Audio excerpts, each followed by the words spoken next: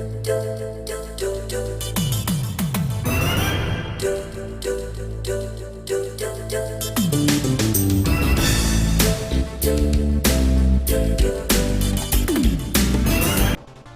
is up, everybody? Welcome back to another episode of Retro Night, and this time around we are playing Donkey Kong Land for the Game Boy. That bright yellow Game Boy banana colored cartridge. So let's get into it. Alright, so Donkey Kong Land was made in 1995. It's a platforming game made by Rare and published by Nintendo for the Game Boy. It was enhanced for the Super Game Boy.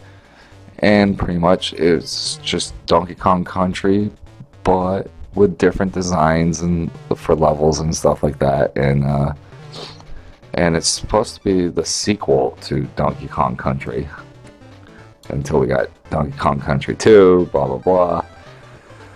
Alright, so let's get into the plot of this game. In the instruction booklet of the game, it is explained that Donkey Kong Land's story takes place directly after the events in Donkey Kong Country. Donkey Kong, Diddy Kong, and Cranky Kong are shown reflecting on their previous adventure.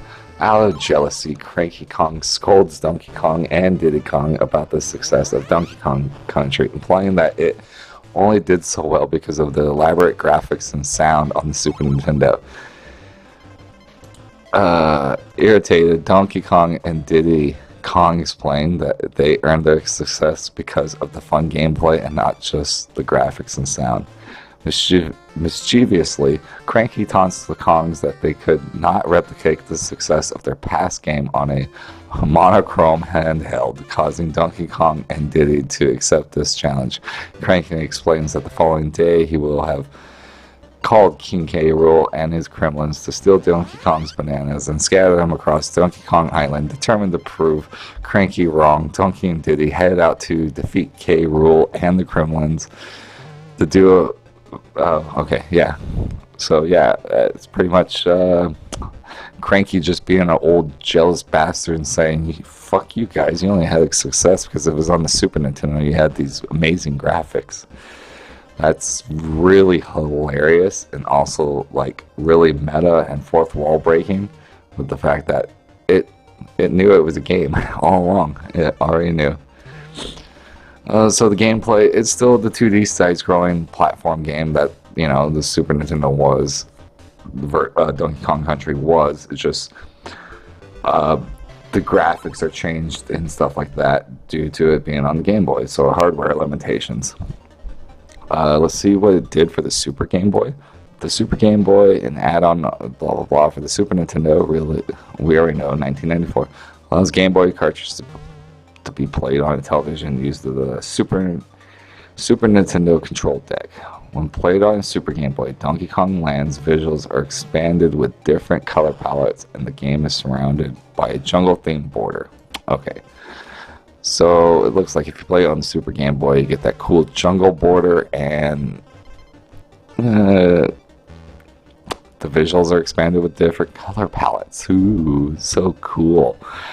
Now, is this a bad game? No, but it is on a Game Boy, so it's not going to look as flashy as Donkey Kong Country, but it's still a fun platformer for what it is. It's a platformer on the Game Boy, so you can't say much bad about it because it's on the Game Boy.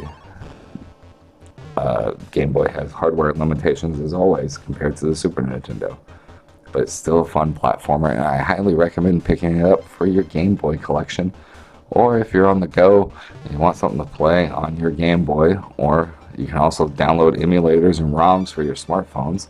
You can play it there. But if you're going to do the ROMs and emulators, why are you going to download Donkey Kong Land when you can get Donkey Kong Country and just play that? Well, I guess for the experience of playing Donkey Kong Land. Yeah, so it's a good one. I recommend picking it up. Anyways, guys, I've been Retro Nerd. This has been an episode of Retro Night, and we were playing Donkey Kong Land for the Game Boy. Retro out.